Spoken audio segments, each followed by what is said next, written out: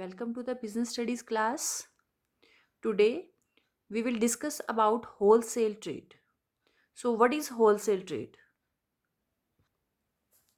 Wholesale trade एक ऐसा trade है जिसमें ट्रेडर प्रोड्यूसर से डायरेक्टली गुड्स खरीदता है लार्ज क्वांटिटी में और रिटेलर्स को सेल कर देता है स्मॉल क्वांटिटीज। तो इस तरह के बिजनेस को हम होलसेल ट्रेड कहते हैं और जो पर्सन इस तरह का ट्रेड करता है उसे होलसेल ट्रेडर कहते हैं। तो let us see how will we define what is wholesale trade? It refers to that type of trade under which goods or services are bought in bulk. तो ये ऐसा ट्रेड है जिसमें गुड्स और services bulk में purchase की जाती हैं फ्रॉम प्रोड्यूसर से and are sold in small quantities to the retailers और स्मॉल क्वांटिटीज में रिटेलर को सेल कर दी जाती है।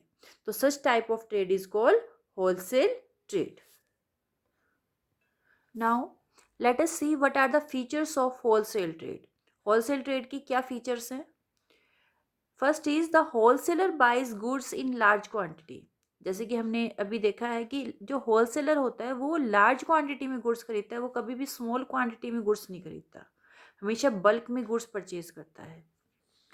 Second is he deals only in some special goods. वो हर तरह की गुड्स नहीं परचेज करता, ना ही हर तरह की गुड्स में डील करता है।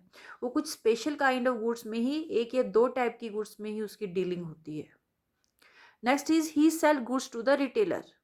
अब जो होलसेलर होता है वो प्रोड्यूसर से तो परचेज करता है बल्क में और रिटेलर को सेल करता है स्मॉल क्वांटिटीज में। Next feature is he usually purchases in cash and sells on credit. जब भी वो गुड्स परचेज करता है, परचेज किससे कर रहा है? वो प्रोड्यूसर से कर रहा है। तो प्रोड्यूसर से जब भी गुड्स परचेज करता है तो यूजुअली वो कैश पेमेंट करके ही परचेज करता है और जब वो सेल करता है रिटेलर को तो उसकी हेल्प करने के लिए क्रेडिट फैसिलिटी देता है। तो इस तरह से वो दोनों की हेल्प कर रहा है, प्रोड्यूसर की भी और रिटेलर की भी। प्रोड्यूसर की हेल्प कर रहा है कैश परचेज करके ताकि उसे कैश मिल जाए प्रोड्यूसर को, और रिटेलर की हेल्प कर रहा है गुड्स को क्रेडिट पर उसे सेल करके। Next is he works as a link between the producer or the manufacturer and the retailer. जो होलसेलर होता है वो प्रोड्यूसर और रिटेलर के बीच में फर्स्ट लिंक होता है, इन दोनों को जोड़ने का काम करता है। इनके बीच में जो भी डिस्टेंस है उसको कम करने का जो लिंक है वो कौन है? होलसेलर है। जो कड़ी है वो कौन है? होलसेलर है। Next is there are many agents और brokers with the wholesaler for selling goods. अब जब होलसेलर प्रोड्यूसर से लार्ज क्वांटिटी में गुड्स परचेज कर लेता है तो उसे वो सेल कैसे करता है? उसके लिए वो हेल्प लेता है एजेंट्स और ब्रोकर्स की। तो उसके पास कई एजेंट्स और ब्रोकर्स होते हैं जो उसकी हेल्प करता है गुड्स को डिफरेंट रिटेलर्स को सेल करने में।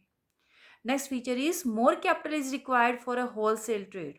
होलसेल ट्रेड के लिए ज़्यादा कैपिटल की ज़रूरत होती है। क्यों?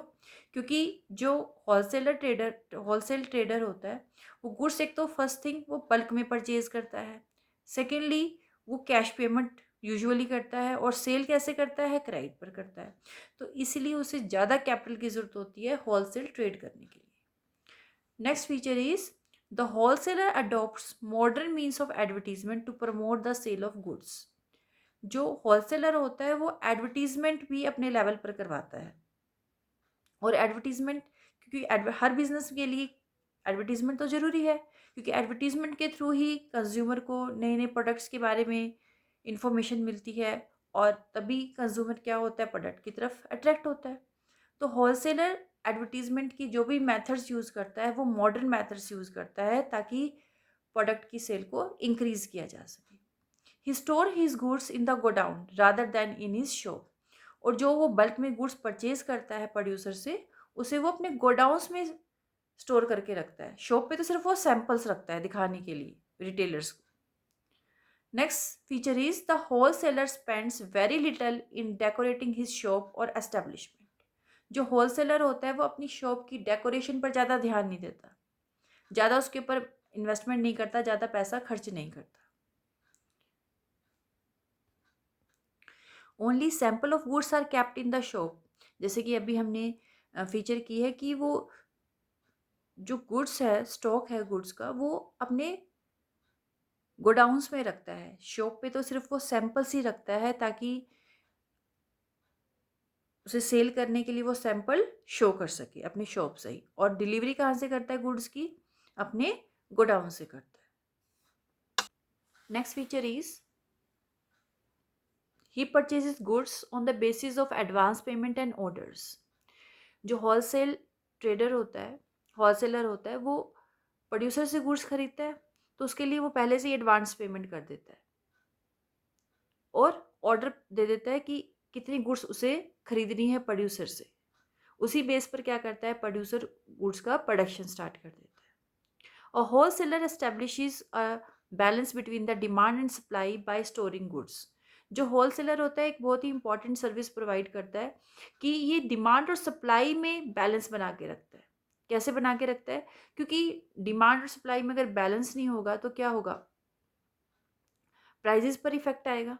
अगर डिमांड ज़्यादा है, सप्लाई कम है, तो गुड्स और सर्विसेज के प्राइस राइज होने शुरू हो जाएंगे।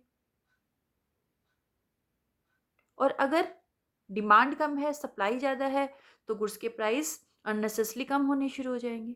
तो ये डिमांड और सप्लाई में बैलेंस बना के रखता है ताकि गुड्स के जो प्राइजेस हैं वो ना तो ज़्यादा इंक्रीज हो ना ज़्यादा डिक्रीज हो। A percentage of profit for a wholesaler is very little. जो होलसेलर होता है उसका जो प्रॉफिट में जो शेयर होता है वो बहुत ही कम होता है। A wholesaler financially help both the producer और the manufacturer and the retailer. और जो होलसेलर होता है वो प्रोड्यूसर और रिटेलर दोनों के बीच में लिंक का काम करता है और दोनों को ही अपनी सर्विसेज प्रोवाइड करता है, दोनों की ही फाइनेंशियली हेल्प करता है। कैसे करता है? प्रोड्यूसर की हेल्प करता है कैश पेमेंट करके, एडवांस पेमेंट करके, और रिटेलर की हेल्प करता है क्रेडिट फैसिलिटी देके।